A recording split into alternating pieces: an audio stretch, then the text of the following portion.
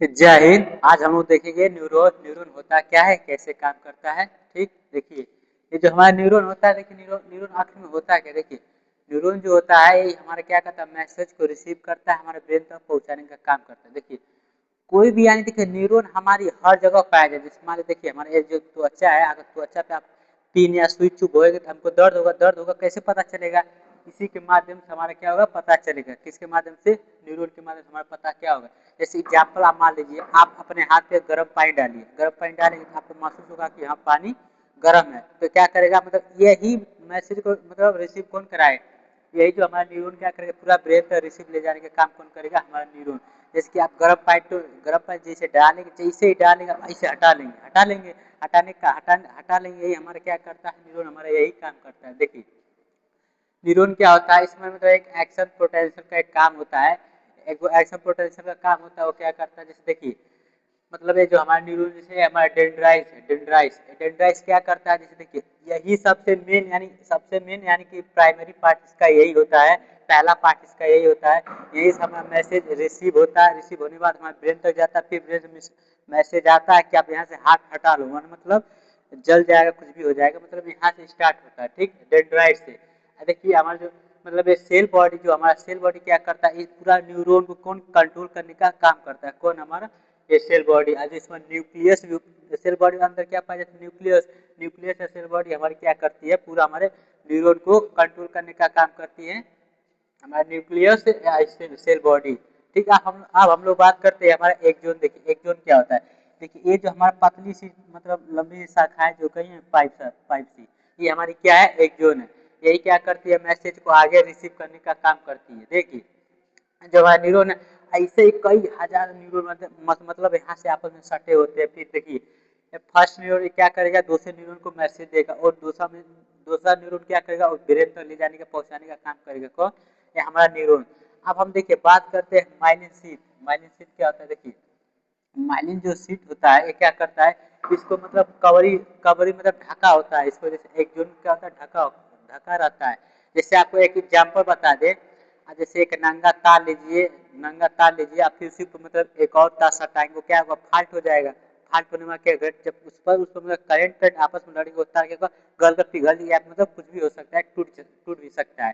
तो वैसे ही हमारे यही क्या करते हैं, इस पर मतलब एक इलेक्ट्रिकल इम्पल्स जनरेट होता है। इलेक्ट्रिकल यानी कि इसमें भी मतलब करंट होते हैं, इसमें भी करंट होते हैं। इसीलिए हमारे क्या करते हैं, इसका जो माइलिन शीट होता है इसका कवरी बनाने का काम करता है। देखिए न्यूरॉन क्या होता है, देखिए ये हमारे मतलब ब्रेन तक पहुंचाने का तो काम करती है, साथ में मतलब अब ये भी हम लोग देखेंगे मैसेज को कैसे ट्रांसफर करती है हमारे मतलब ब्रेन तक। देखिए जो हमारा एक्सोन टर्मिनल है, एक्सोन टर्मिनल सिनेप्स, ये भी क्या होती है, ये मतलब शाखाएं टाइप होती है। देखिए कैसे मैसेज को मतलब पहुंचाते हैं हमारे ब्रेन तक।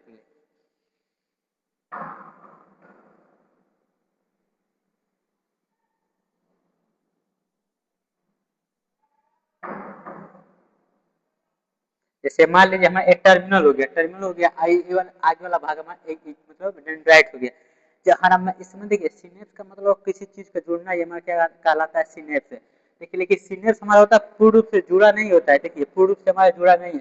फिर इसमें से क्या होता है, इसमें से मतलब बूंदा बूंदा क्या होता है, हमारे का एक सोडियम होता है, सोडियम चैनल। हमारा क्या है, सोडियम। सोडियम के माध्यम से ही हमारे ब्रेन तक पहुंचाने का काम करता है। मतलब जो भी इम्पल्स बाहरी बाहरी का इम्पल्स होता है, यही हमारा सोडियम के माध्यम से ही हमारे ब्रेन तक आने का काम करता है। जैसे हम लोग चल रहे हैं फिर रहे, ठंडी हवा गर्म हवा महसूस कौन करा रहा है, हमारा यही महसूस करा रहा है कौन, न्यूरॉन। न्यूरॉन ठीक समझ गए, न्यूरॉन क्या करता है। देखिए हमारे देखिए जैसे कि हमारा मान लीजिए ब्रेन में हमारा न्यूरॉन तो होता है, मतलब इसी द्वारा हमारा संदेश हम लोग को ब्रेन तक पहुंचाने का काम करता है। ये सब कुछ मान लीजिए ब्रेन हेमरेज कैसे होता है, ब्रेन हेमरेज कैसे होता है देखिए हमारे ब्रेन में मतलब कई कई मतलब बहुत ढेर सारी नसें मतलब इसमें हमारे ब्रेन में रहती है। वो क्या करती है, जब कोई किसी का एक्सीडेंट हो जाता है या फिर कोई मतलब गिर जाता है, अगर इस पर चोट लग गया तो क्या क्या होगा, जो यहाँ की नसें जो होती है वो क्या होती है, फट जाती है। जब फटने के बाद फट जाती है तो हमारा जो ब्लड होता है, हमारा ब्लड बाहर निकल नहीं पाता है, बाहर हमारा ब्लड नहीं निकल पाता। ये क्या करता है, इसी ब्रेन में हमारा क्या होता है, ब्लड जम जाता है।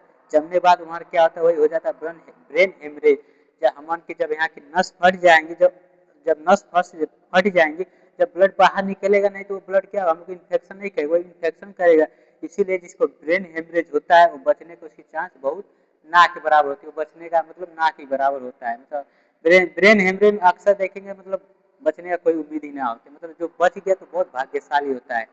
ठीक, यही हमारा था। मतलब एक जोन कैसे काम करता है, बाहर के स्टिमुलेट को मतलब लेता है, फिर हमारे क्या करता है ब्रेन तक पहुंचाने का काम करता है। कौन? हमारा ये न्यूरॉन। बस आज के लिए इतना ही, अब हम देखेंगे नेक्स्ट क्लास।